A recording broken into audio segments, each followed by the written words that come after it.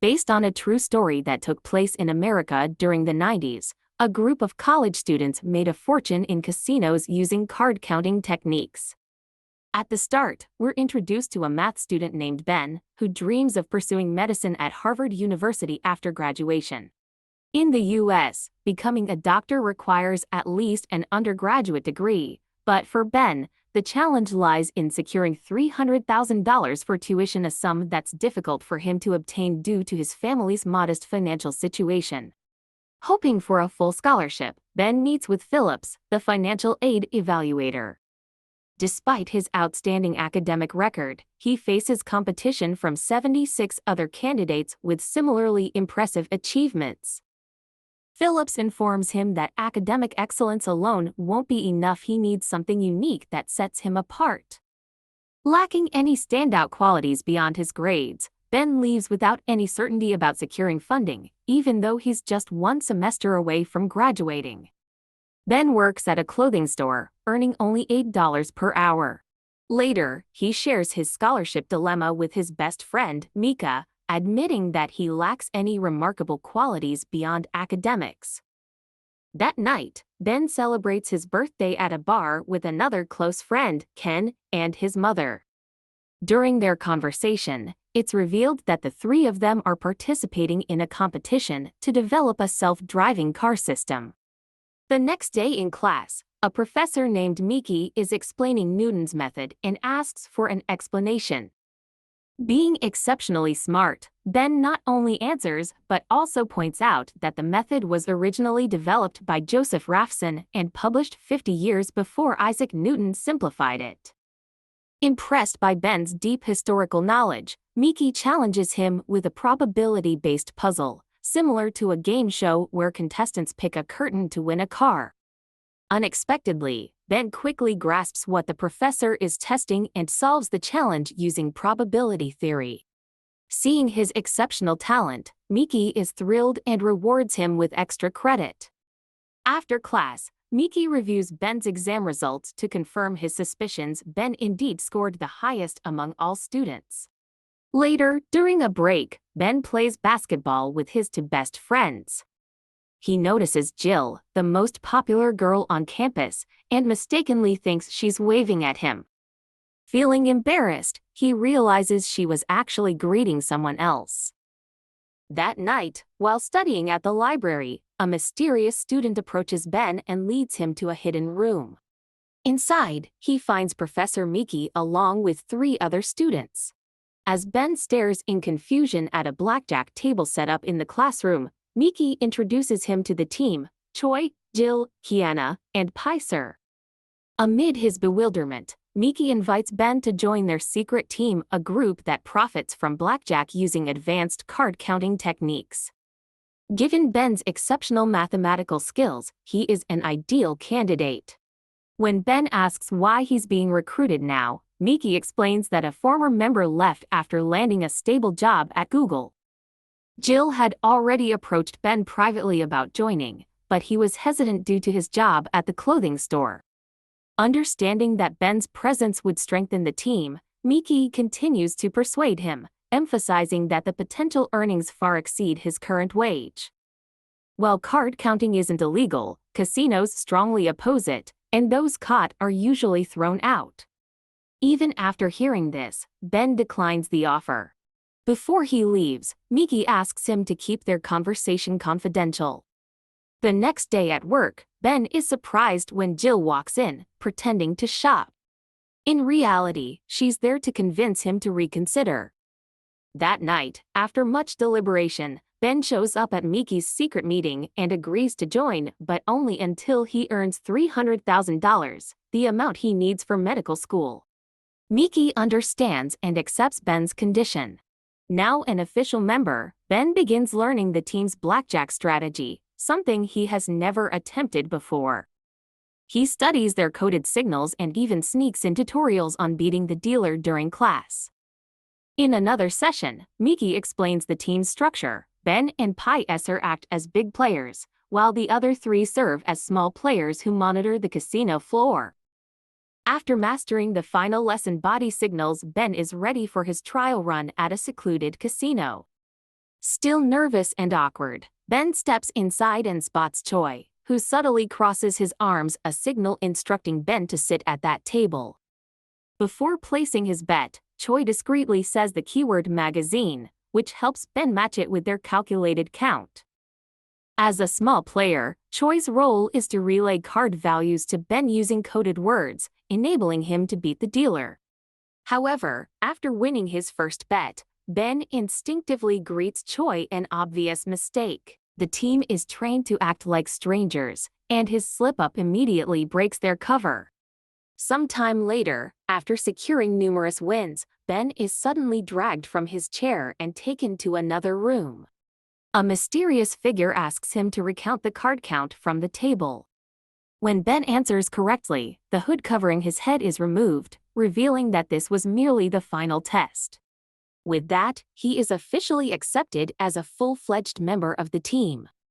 A few days later, the group flies to Las Vegas and checks into a luxury hotel to prepare for their big night at the casino. Miki provides everyone with fake identities and reminds them to strictly follow the agreed-upon protocols. As they enter the casino, Kiana signals Ben to sit beside her while the others spread out to their designated positions. Before Ben places his first bet, Kiana subtly whispers the keyword sweet, indicating that the card value is 16. Using this information, Ben easily wins the first round. As the game progresses, he continues to secure more victories and gradually becomes comfortable in his role. To avoid drawing suspicion, Pi Esser signals Ben to stop playing for the night. However, as Ben racks up more winnings, Pi Esser starts to feel jealous. Meanwhile, Choi, who is keeping watch, discreetly alerts Ben that it's time to wrap up. The next morning, Ben wakes up to find Jill in his room, handing him his share of last night's earnings while praising his performance. She even compares him to Teaser, noting that Ben won more than him. Ben, still processing the compliment, admits that he was initially nervous but enjoyed the experience thanks to the team's coordination. Later, Miki gathers the entire group to review their performance. He points out that Ben outperformed Teaser, causing Speether to feel humiliated. Frustrated at being criticized in front of everyone, Speether insists that he didn't make any mistakes and resents being compared to the newcomer. A few hours later, after returning from Las Vegas, Ben hides his $16,000 share in the ceiling of his dorm room. Unexpectedly, his two best friends walk in. To keep his new life a secret, Ben pretends to be exercising. When Mika asks why he ignored their calls the day before, Ben lies, saying he was busy helping a relative move. That night, the three of them head to a bar. While there, Ben spots Jill chatting with some men. Without hesitation, he walks over to her, shocking his friends with his sudden confidence. This moment marks the beginning of a rift between them, as Ben does not acknowledge knowing them in front of Jill. After leaving the bar, instead of going home with his friends, Ben accompanies Jill on the train.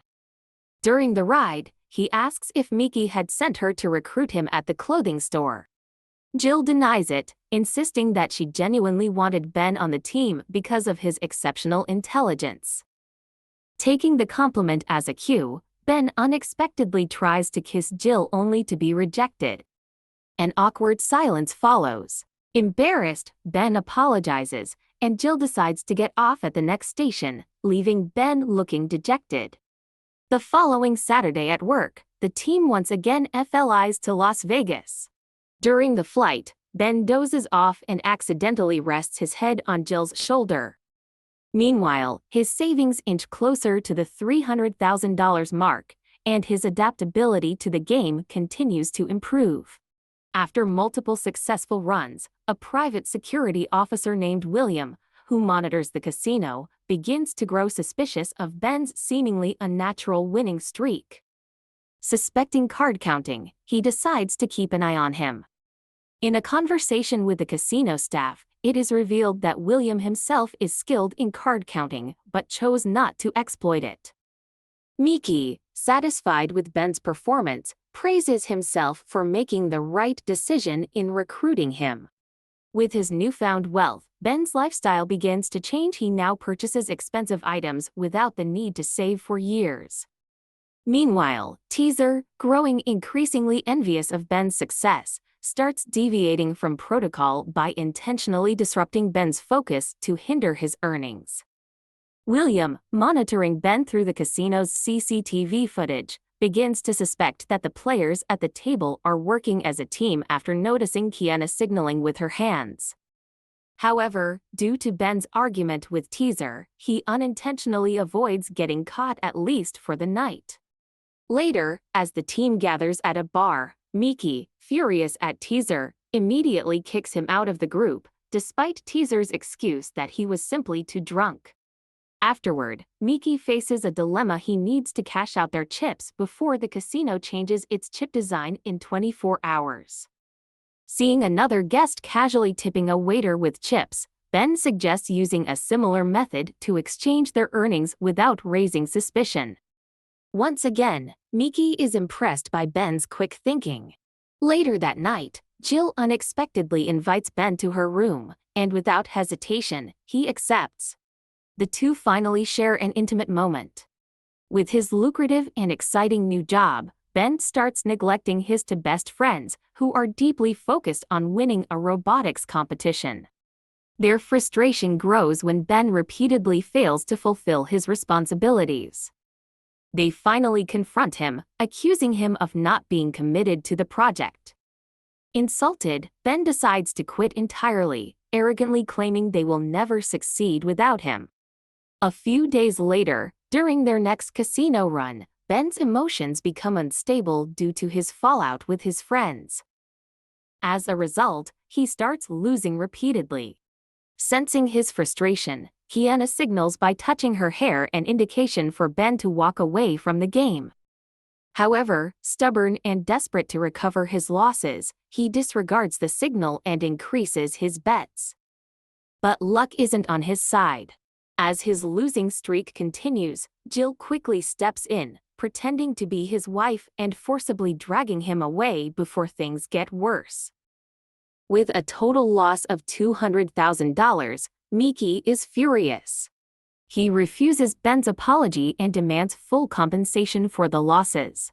Ben, feeling that Miki only contributes by recruiting players, sarcastically points out that the professor himself can't even count cards like he does. Enraged, Miki orders everyone to go home and leaves first. Still bitter about the situation, Ben proposes to the remaining team members that they continue the operation without Miki, arguing that without him taking his usual 50% cut, their profits will be significantly higher. Jill reminds him that Miki was the one who built the team and that Ben already has enough money for his education. However, blinded by greed, Ben convinces the others with the promise of a fair split, and they agree to his plan. A few days later, the team executes their first operation without Miki, and it goes smoothly. Win after win, their confidence grows. However, unbeknownst to them, Miki has been watching. Feeling betrayed, he tips off the casino staff, leading to Ben's swift capture. Ben is dragged into a secluded area and brutally beaten by William, who reveals that it was Miki who set him up. William also exposes that Miki is actually the casino's most wanted fugitive, having once scammed them out of $1 million in a single night. Ben is stunned. Miki could count cards all along and had made even more money than he ever imagined. After promising never to return to that casino, Ben returns to his dorm, only to receive an academic letter informing him that he has failed Miki's class, delaying his graduation. Worse, his room is ransacked, and his hidden stash of money is gone. Devastated, he goes to Jill, apologizing for not listening to her and hoping she won't cut ties with him. Later, he watches in silence as his two best friends win the robotics competition, the very project he had abandoned for his Las Vegas schemes. Humbled, Ben finally meets with Mika, admitting his mistakes and coming clean about everything he's done. A few days later, during the campus graduation ceremony, Ben approaches Miki again. This time, he fully acknowledges his arrogance and apologizes for his past disrespect. But he also presents a new offer, an 80-20 profit split, with Miki playing alongside them rather than just coaching. Intrigued by Ben's idea of using disguises to avoid detection, Miki considers the proposal, especially now that Ben seems genuinely remorseful. A few days later, they infiltrate a Las Vegas casino, with Miki and Ben disguised to avoid recognition. That night, they score a massive win of $700,000. However, just as they are about to leave, William, who is also working security at the casino, suddenly appears to capture them. Jill quickly signals Ben and Miki to escape. In a panic, they stuff the chips into a black plastic bag and make a run for it as security closes in. Realizing that splitting up is the best option, Miki insists on taking the bag to distract the guards and jumps into a getaway car. Thinking he's in the clear, Miki is stunned when he opens the bag. Inside are only chocolate coins. Ben and Jill had secretly swapped them while running. Unexpectedly, it turns out that during his previous interrogation, William had made Ben an offer, help him catch Miki in exchange for one night of immunity at the casino. William wanted revenge after Miki's schemes caused huge losses to his security firm. With his longtime enemy finally captured, William confronts Ben and demands the real chips, planning to retire from casino security with the money. With William gone from the industry, Ben resumes his card-counting operation, this time, bringing in his two best friends as his new partners. Not long after Miki's arrest, Ben's previously failed class is suddenly marked as passed. Finally, he confesses his wild casino exploits to Professor Phillips. Amused by the story, Phillips approves Ben's scholarship for medical school at a prestigious university.